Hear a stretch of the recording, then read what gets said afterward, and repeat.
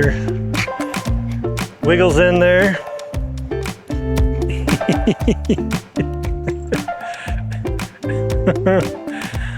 So those people who say he wiggles in the snow because it makes the coat makes his back itch.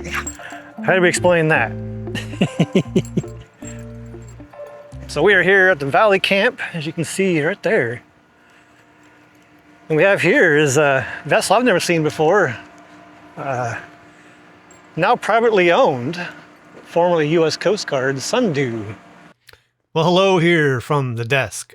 I was editing this video and thought, you know, I should look up the Sundew because I don't know much about it because I never really knew about it before it started coming this way. So, did my Google search, and what I found is the Sundew was built in, finished being built in 1944 and was commissioned in 1944 and was retired in 2004. So 60 years of service as a Coast Guard buoy tender and icebreaker. The Sundew is one of 39 of these C-class buoy tenders. All but one of those were all built in Duluth, and the Sundew was one of those built in Duluth. Yeah, I said that the wrong way. Anyway, you know what I meant. In 1958, the Sundew was assigned to Charlevoix, and later that year, in November of 1958, they helped rescue two survivors from the Carl D. Bradley when they sunk in Lake Michigan. So I didn't know that. That was a new piece of information for me.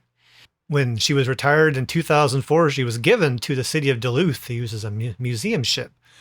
But it turns out that due to a drop in tourism, the city sold the Sundew to some private owners there in Duluth. So pretty cool that someone bought the ship and still gets to sail around. So it was really neat to have seen her come through here. And the name, you know, because the name wasn't familiar to me at all, but all of those C-class buoy tenders were all named after a plant. And so the Sundew is a carnivorous plant.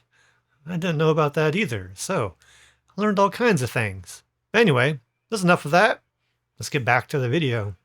And they stopped here on their way through to the Coast Guard event. I think it's in Grand Haven. So I saw they were coming. I was like, oh, I would really like to see them because they're in Duluth. And I was just talking to a gentleman there who sailed on this ship, I think he may have said just for one trip, but he sailed on this back when he was an active Coast Guard service. So just a little bit further. Again, I don't want to record them while they're just hanging out down there. They still have the Zodiac. That is neat. Nice. So something else that's also neat, and again, I don't know why I'm surprised by Argo's skills, but sometimes I am. We're gonna have a very brief look. Boy, it's really not zoomed in here on the action camera, but that is the Mesabi Miner and Ojibway right there. So they're gonna be getting that delivery here. So I think I will momentarily record with my phone here so I can zoom in some, get a little closer in on the action. So still a bunch of light posts in the way, but we'll zoom in here and see. So I don't know why I'm surprised by Argo's skills, because we know he has talents, but we went to come see the Sundew and we get to see the Mesabi Miner and Ojibway delivery. At least get started. We're gonna get blocked here by the Sundew here. Pretty quick, but we will see just a bit of it here. So that's really neat. While we're waiting here, I did hear on the marine radio there was a pleasure craft that went through the locks, and they were talking on the radio. There must have been another pleasure craft with them that wasn't on AIS, but they were talking back and forth when they got their first legit peak of Lake Superior there, and they were really excited. So that was cool. That was really cool. And we see some waves coming in there. I imagine from there's a pleasure craft to the right out there in the middle of the river. Let's see. So they hit those metal panels there underneath the pier, which if we were standing on it, we'd be hearing them smack around and feeling it. But then they're reflected. You see the waves going back out now. Boy, by the time they get tied up here, we might just have a really upfront view to see them haul the first load over. That's some pretty good timing there, Argo. That dog has so many skills. Really quick before the bow disappears behind the Sundew there. There it goes.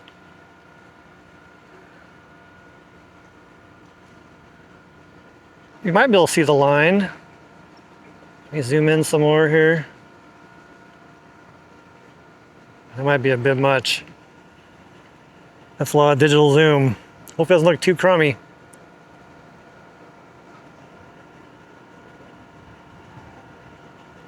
You see the line there. They're gonna get hooked up.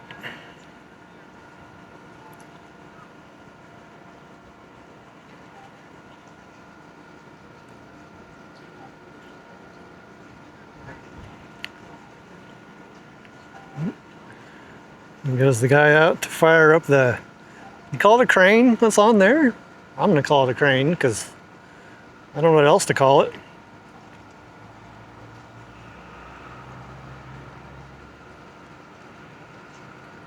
See a lot of hard hats up there getting ready to unload that pallet there.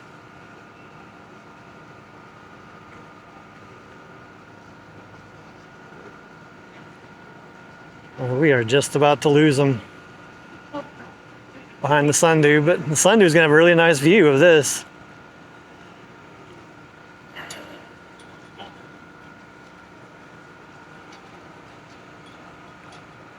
You'll see the stern there coming just into view. And there they go. Would you believe you can hide an entire 1,000-foot boat behind the Sundew? Well, I guess you can see just the bit sticking out the top there, but proof right there. That can indeed happen. All right, well, we see them just peeking over the stern there. They're no doubt unloading like crazy. But that was cool. Good job, Argo. He's hanging out down here. He's hanging out. You know, this leash I have, when I adopted Argo, I know I've said this before, but I went to the Humane Society for a different dog, and it just didn't click. But when I was there, I saw Argo. I was like, well, let me see. He had a different name in the Humane Society there. So like, well, let me see him. And we had a little visit and really liked him, but it was too late in the day to adopt him. This was a Saturday. And they weren't open until Monday. So on Sunday, I went to decide I was going to adopt him. I went and bought this leash right here. And so I've used this leash the entire time I've had Argo. And it's starting to get a little tired there. There's a semi-rated carabiner there, but you know, I can't get rid of it, you know, because this leash has like connected us for 11 years. I think he just ate some goose poop right there. Well, that's really nice. So, unless this leash actually falls apart, I'm going to keep using it. So there we go. It's the story of the leash. So we'll flip around here. Get one last view of the Sundew here. That's pretty cool. I'm glad we got to see them. I'm glad they stopped here. I saw they were coming through this morning, and I was like, shoot, I'm not going to be able to see them. And it was around the same time the Alliance was down there,